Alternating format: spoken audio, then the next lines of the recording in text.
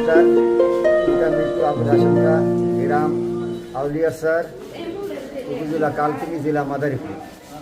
আমার দীর্ঘদিন যাবৎ আমার চাচাতো ভাই ভাই এবং ভাইদের সাথে জমি সংক্রান্ত বিষয় নিয়ে দ্বন্দ্ব চলতেছে। কর্তৃপক্ষ মোহাম্মদ, নাম বলতেছি মোহাম্মদ শাহজাহান খা, পিতার নাম বলবো? পিতা আচ্ছা, আজিজুল খা, রেজাউল খা, রিয়াজুল খা।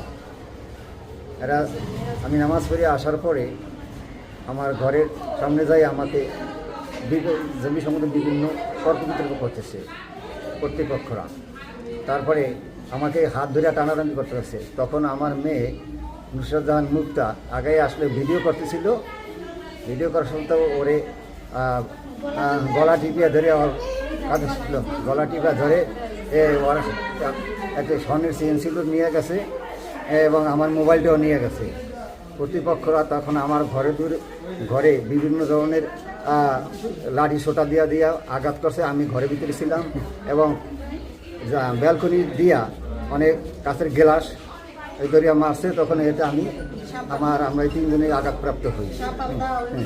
সাবাল দরিয়াও মারছে। কে উদ্ধার করলো? এই উদ্ধার করার পরে এরা বিরোধ থামা যাওয়ার পরে আমার ঘরের ভিতরে আটকায় রাখছে। আমার বোন, মেজো বোন আইসিয়া তখন দরজা খুলছে, তখন আমরা বের হয়েছি। আমার নাম নুসরাত জাহান মুক্তা। আমি আমার বাবার বাড়িতে কিছুদিন আগে বেড়াইতে গেছি, কয়েকদিন হয়েছে।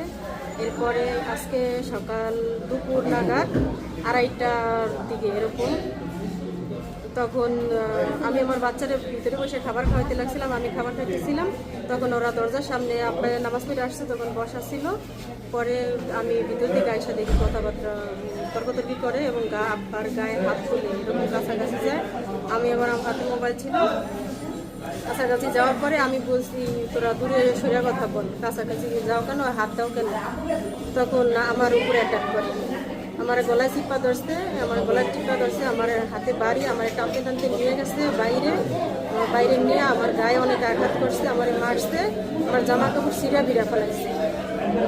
ওর মা আছে, ওর মা মারছে বেশি। ওর মা ধরছে আর ওর ছোট ভাই রেজাউল ও ধরছে, ওর বড় ভাই আজিজুল খান ও ধরছে। ওরা সবাই মিলে মারছে। আর আমাদের ঘরের ভিতরে যখন আমরা প্রথমেই করছি, আব্বারে ঘরে নিয়ে গেছি, ভয় দেখে আমি আমার আব্বারে ঘরে নিয়ে গেছি। যাওয়ার পরে ওরা দুই ভাই ঢুকছে আর ওর মা ঢুকছে। ঢুকে ঘরের ভিতর যাইয়া, ঘরের রুমের ভিতর যাইয়া আমাদের আলমারি খুলে কোপাইছে আর ঘরের ভিতর যত কিছু আছে সব কিছু ভাঙ্গা চুরে ফেলাইছে।